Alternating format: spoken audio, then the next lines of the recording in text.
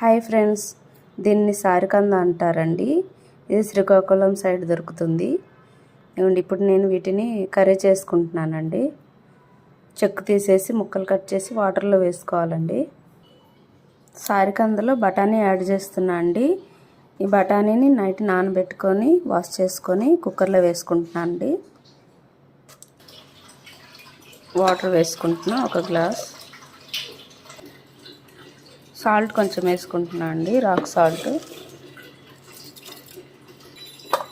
Cooker పెట్టేసుకుందాం.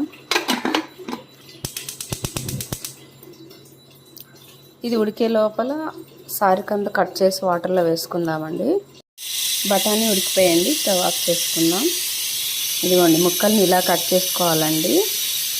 వాటర్లో వేసేసుకున్నా. ఇవి సేమ్ చామదుంపల్లా ఉంటాయి, బట్ టేస్ట్ అయితే చాలా బాగుంటాయండి.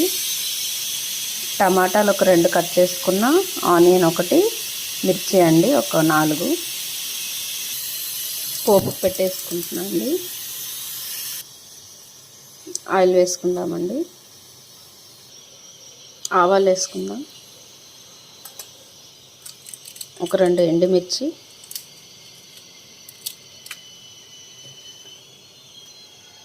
కొంచెం జీలకర్ర వేసుకుందామండి. ఆనియన్స్ వేసుకుందాం. మిరపకాయలు వేసుకుందామండి. కరివేపాకు వేసుకుందాం.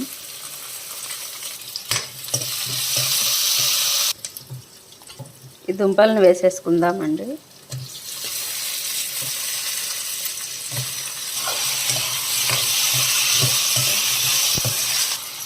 పసుపు వేసుకుందామండి. కొంచెం రాక్ సాల్ట్ కొంచెం వేసుకుందాం.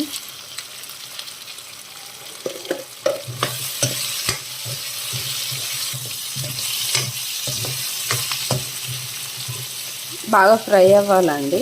ఫ్రై అయిన తర్వాత వాటర్ వేసుకుందాం. కొంచెం మూత పెట్టుకుందాం. కొంచెం మీడియం ఫ్లేమ్లో మార్చుకుందాం. ఫ్రై అయిపోయిందండి. దీంట్లో కొంచెం కారం వేసుకుందాం.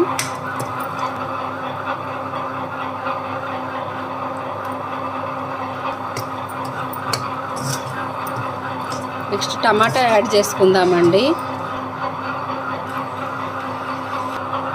మూత పెట్టుకుందాం. ఒకసారి కలుపుకుందామండి. ఉడికిపోయిందండి. ఇందులో వాటర్ వేసుకుందామండి. ఇది ఉడకాలి బాగా. ముక్క